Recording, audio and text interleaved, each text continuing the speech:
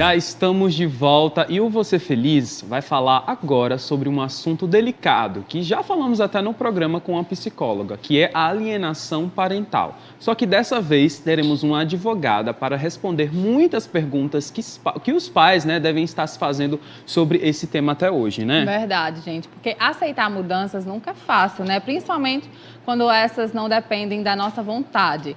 Numa separação de casal, todo mundo sofre, né? Todo mundo que está envolvido, os pais, os filhos, em algum momento todo mundo vai sofrer. Então a gente vai falar um pouquinho sobre esse assunto agora, né, com ela, advogada Tatiana Benévola. Seja bem-vinda. Bem-vinda. Boa tarde a todos que estão em casa. É um prazer estar aqui novamente.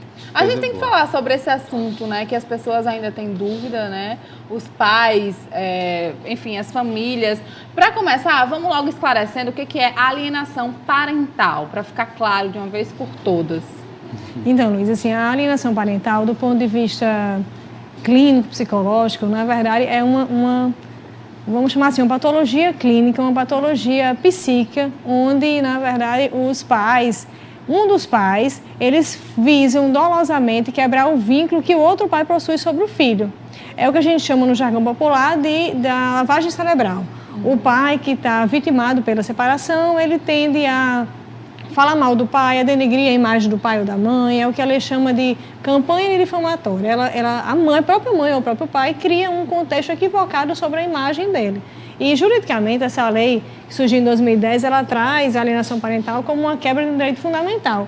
A criança, como um ser em desenvolvimento, ela precisa ter um ambiente saudável para crescer, para desenvolver a sua psiquez. E aí a alienação parental exatamente fere esse direito constitucional. Legal, então no caso, quem é o alienador nesse caso? É a pessoa que fica influenciando, por exemplo, a criança, falando mal da mãe ou criando situações que até não existem? Você pode dar mais exemplos pra gente? Claro. O alienador, assim, em 2008 houve uma mudança na legislação brasileira e a guarda passou a ser compartilhada igualmente entre pai e mãe.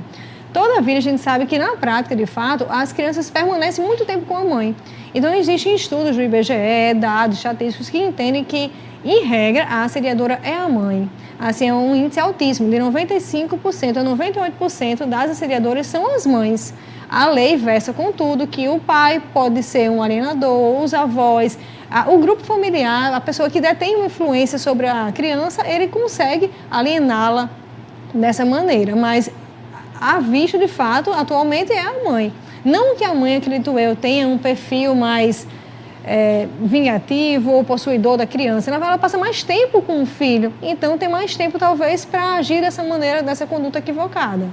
E só os pais podem alienar? Ou tem aqueles tios que sempre estão ali, né, se metendo, se envolvendo? Também, né? Os avós também, que é muito fácil a gente encontrar casos dessa forma, né, que os avós realmente também cometam... É um crime, né, na verdade, a alienação parental.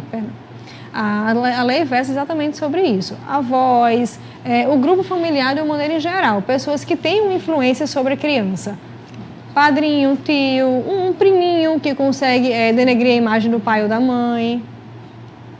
Legal. Agora a gente estava conversando aqui sobre se a síndrome da alienação parental seria a mesma coisa ou já é um caso diferente. Como é que é? Tá, a síndrome é exatamente quando a criança entra no jogo do pai ou da mãe. A síndrome é quando a criança participa disso, quando ela se vê sem a individualidade dela. Ela passa a sofrer tal como o pai ou como a mãe. Então, ela se acha, na prática, a responsável pela traição, ela acha que ela, como filha, foi abandonada, que o pai está preterindo a família atual à família anterior. Então, ela se vê na pessoa da mãe ou do pai. Ela entra nesse clima de alienação. Então, é quando a criança, ela consegue, o pai, no caso, ou a mãe, consegue realmente fazer com que a criança seja influenciada, né? Então, Exatamente. Ela vai se sentir mal. Como é que é um exemplo, assim, para o pessoal de casa? Assim, é um tema bem delicado, né? Delicado e, assim, ao mesmo tempo, de conhecimento público, eu acho. Assim, a gente teve já novelas que tratam do tema, né? Situações que versam sobre isso. Então, você vê...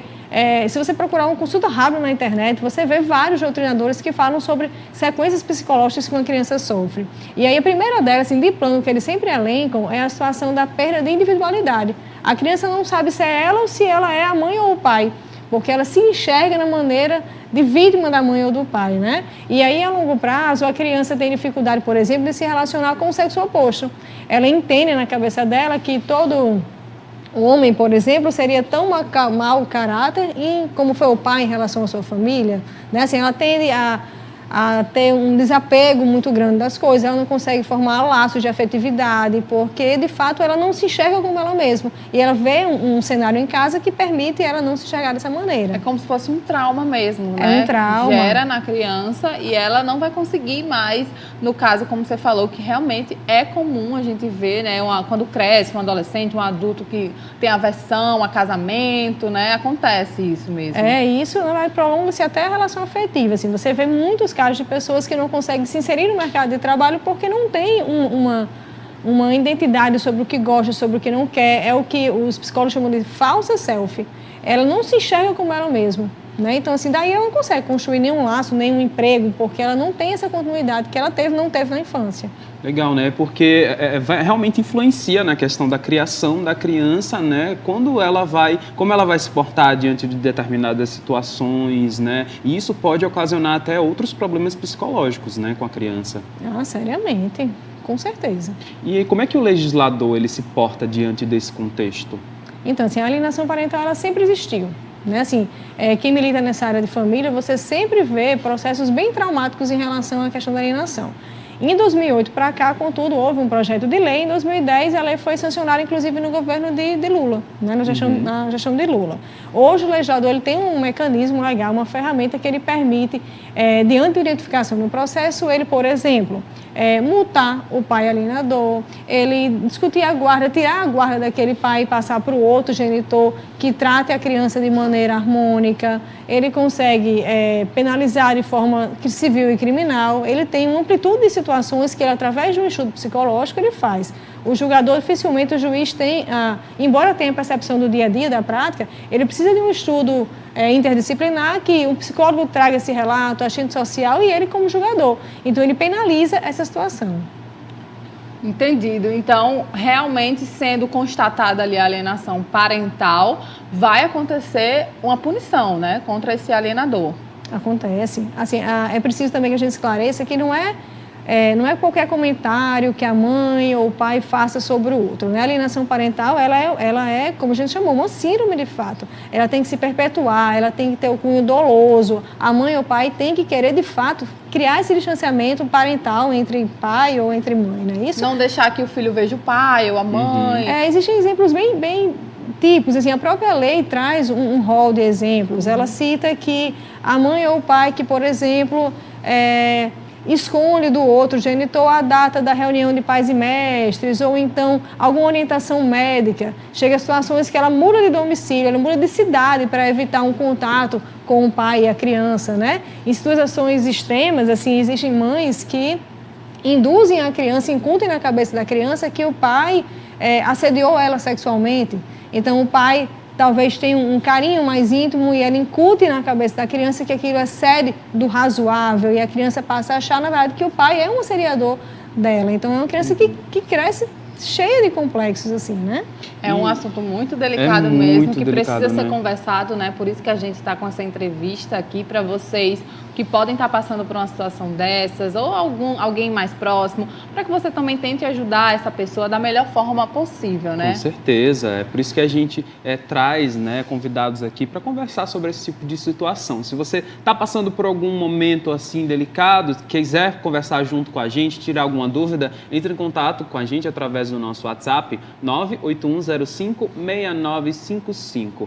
Agora, o pai ou a mãe que nesse momento se vê privado, né, da convivência com os filhos, pode tomar providências legais? Como é que é? O que ele pode fazer? Claro, pode sim. A justiça está sempre aberta a uma situação como essa, né? E a gente nota que o nosso judiciário local, ele é muito atento a essa questão familiar. Nós temos juízes e juízes excelentes que tratam desse ponto de vista. E aí o pai deve buscar uma regularização de uma guarda, ele deve procurar sempre através de um advogado, porque é uma demanda que exige uma assessoria advocatícia, e aí ele vai relatar isso através de um estudo social, de provas que ele pode colher antecipadamente, como um relato de um psicólogo do colégio, de um professor, né? Ele tem que levar indícios de prova, é uma acusação grave, ele tem que levar ao judiciário uma apresentação de provas que indiquem que realmente a criança está sendo vítima de uma síndrome de alienação parental. E o juiz, ele toma a decisão com a ajuda de outras pessoas? Como é que é essa parte? Assim, ele faz um estudo psicossocial, uma equipe do próprio judiciário formada por psicólogos e agentes sociais que escutam a criança, escutam os vizinhos, os professores da criança, não é uma decisão unilateral. Na verdade, assim, de fato, a decisão vai competir ao magistrado, mas ele se mune de situações interdisciplinares para poder tomar uma decisão, né? Às vezes a própria criança confunde, assim, no caso de situações onde a mãe incuta um assédio sexual, é difícil a criança ter essa percepção. E a partir da ajuda de um psicólogo, com desenhos, com brinquedos lúdicos, ela começa a, de fato, falar se sofre ou não. É porque é uma situação tão delicada que envolve até questões psicológicas, né? Como você acabou de falar, outros profissionais também podem se envolver nesses casos, né? Como psicólogo caso, né? e tudo mais. E assim, é uma linha muito tênue, se você for ver, porque de fato a gente pode estar diante de uma agressão sexual. O relato da mãe pode ser verdadeiro, né? Assim, eu posso estar diante de um pai que tem uma presunção de um estupro, eu posso estar diante de uma situação gravíssima. E aí é quem compete isso. Então, assim, é difícil você pegar uma criança e colocar ela diante de um juiz, diante daquele cenário frio do judiciário. Então, o psicólogo, o agente social, ele vai usar de mecanismos próprios para poder ouvir a criança e depurar se realmente ela sofre esse tipo de alienação. Tatiana, e qual recado você daria para as famílias que vivem esse problema, que estão assistindo a gente agora? Eu acho que a gente tem que procurar ajuda familiar, junto à escola, amigos da criança, assim, muitas vezes, assim, a alienação é tão aparente e aí você fica constrangido de ir, você acha que vai criar um contexto maior, você vai revelar isso para outras pessoas, então procura ajuda. Assim, antes de entrar no próprio judiciário, procure ajuda da própria família, converse com a criança, não de maneira para cobrar, para incitar uma cobrança, uma afirmação dela, mas para conversar. A melhor saída é sempre a conversa, né? Exato, o esclarecimento antes de tudo. E aí você vai procurar ajuda nos meios mais específicos, né? Profissionais. Obrigada, viu, Tatiana, pela sua participação, pelos esclarecimentos aqui, prestando serviço para o pessoal de casa num assunto tão delicado. Não, estou à disposição para qualquer esclarecimento.